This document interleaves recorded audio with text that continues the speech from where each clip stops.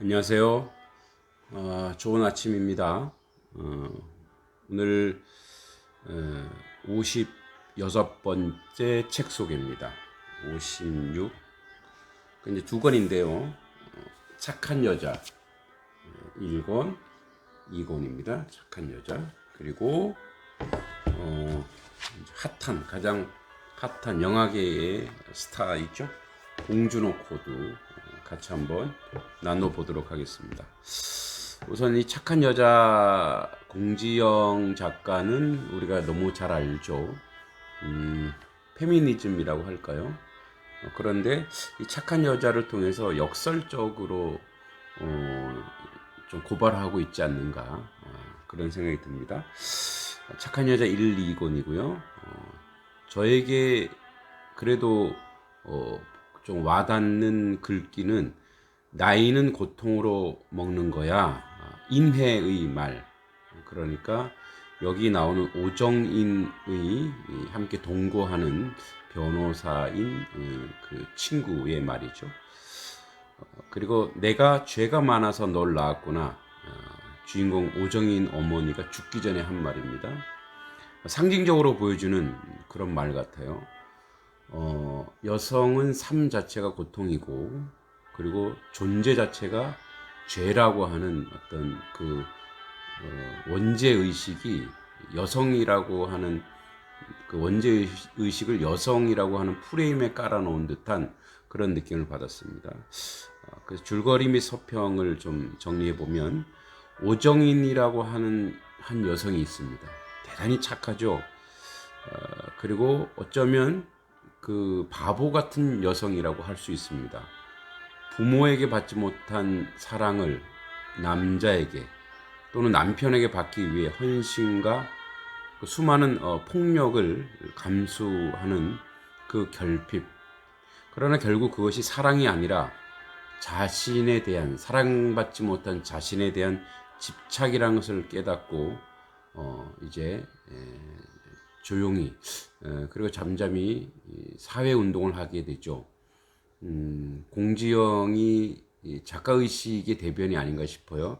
그런 상처 아픔을 당한 사람들의 그 삶을 함께 공감하고 공유하고 돕자는 그런 것이죠. 그래서 뭐 반찬 나눔도 하고 뭐 2002년도니까 이 당시만 해도 지금은 그것이 흔하지만 그리고 이제 이혼 남녀들의 자녀들을 돌봐주는 일이라든지 이런 일들을 하게 되죠. 그 이 짧은 이야기 안에 공지영 특유의 페미니즘적 사유가 내재되어 있다. 결국은 모든 어려움과 아픔을 딛고 일어서는 것이 사회 사업을 통하여 정화한다는 식의 논리는 오정인을 둘러싼 여러 여성 또는 남성들에 대한 충분한 응답이 될 수 있을까? 그 아픔을 함께 공유한다고 하는 입장에서는 굉장히 의미가 있고 그래서 계몽 소설을 보는 듯한 느낌을 좀 받았어요. 뭐 저 나름대로의 평가입니다.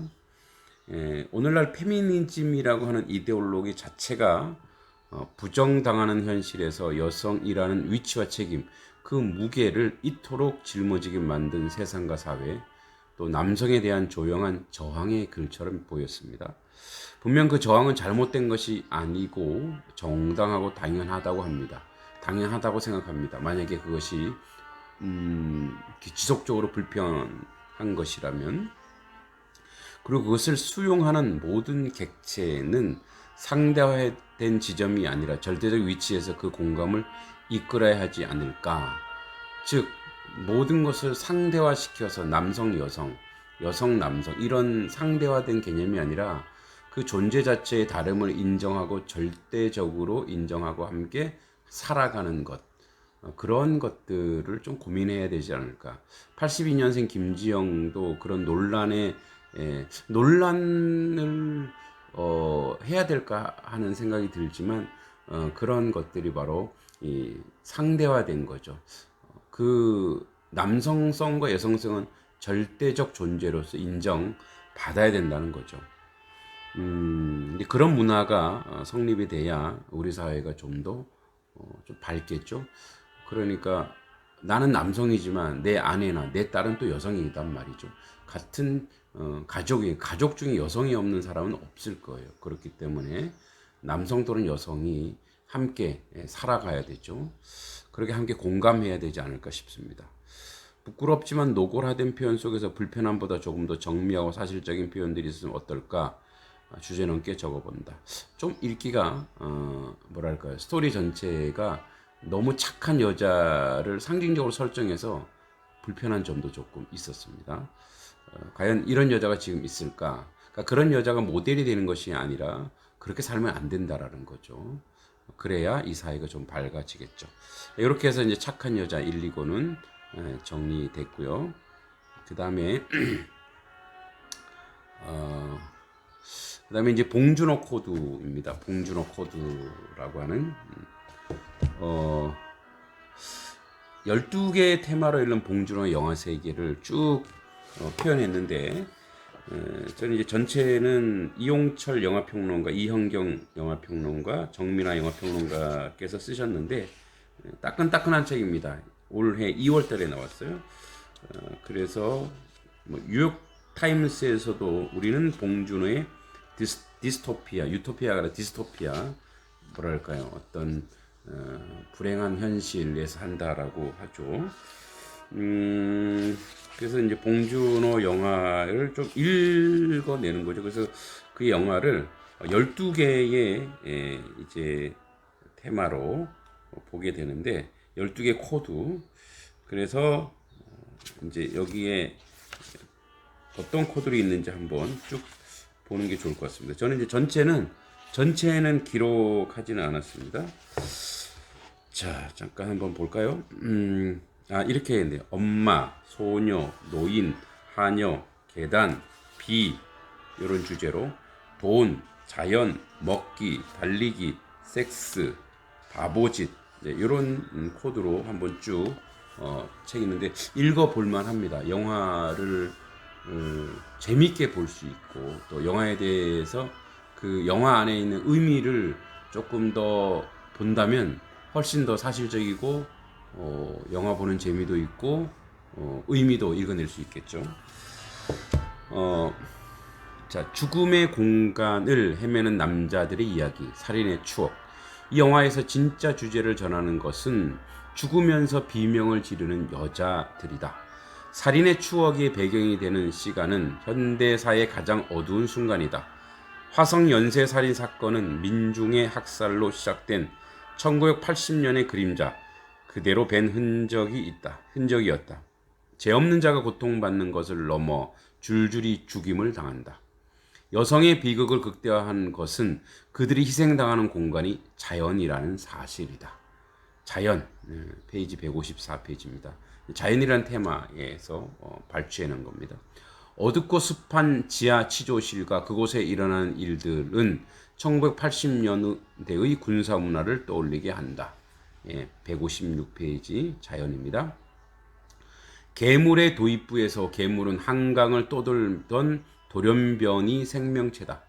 보통 생명체는 자신이 속한 공간 내에서 먹을 것을 구하기 마련이다. 애초에 괴물을 만들어낸 것은 주한미군의 연구실에서 무심코 흘려버린 고의성이 농후한 독극물이다. 1차적으로 독극물이 한강이란 자연을 향한 것이기에 논리적으로, 즉 파괴돼 분노한 자연을 상징하는, 오늘날의 코로나와 같죠. 괴물이 인간을 공격하고 먹는 것이 맞다. 먹기 177페이지. 미군의 한국 점령과 산업화 모토 아래 갈등은 숨겨지고 모순은 덮이며 개인의 목소리들은 무시되던 사이 괴물은 점점 더 커져버렸다. 그 괴물이 먹어치우는 인간은 한강에서 휴식을 취하는 서민이다. 모호한 정치적 기표인 괴물은 부자를 공격할 일이 없다. 달리기 198페이지. 괴물의 아빠 박강두는 부송애가 몹시 강하다. 지능이 모자란 듯한 강두는 한 시민의 요청으로 제일 먼저 괴물이 들어간 컨테이너에 돌진할 정도로 순진하다. 도주 중에 그는 애지중지하는 딸의 손을 놓쳐서 잃고 만다. 권력층이 괴물을 만들고 방기할 때 그는 딸을 찾겠다는 일념 하나로 육체가 마취조차 되지 않는 초능력 상태에 빠진다. 바보 231페이지. 한번 서평을 해봤습니다. 봉준호와 저는 갑이더라고요. 1969년생. 그가 살아온 생과 철학이 영화에 고스란히 담겨 있다. 특별히 계물에서 미군의 반윤리적 행태를 꼬집고 그것이 우리 사회의 서민을 잡아먹는 거대한 계물을 만들었다.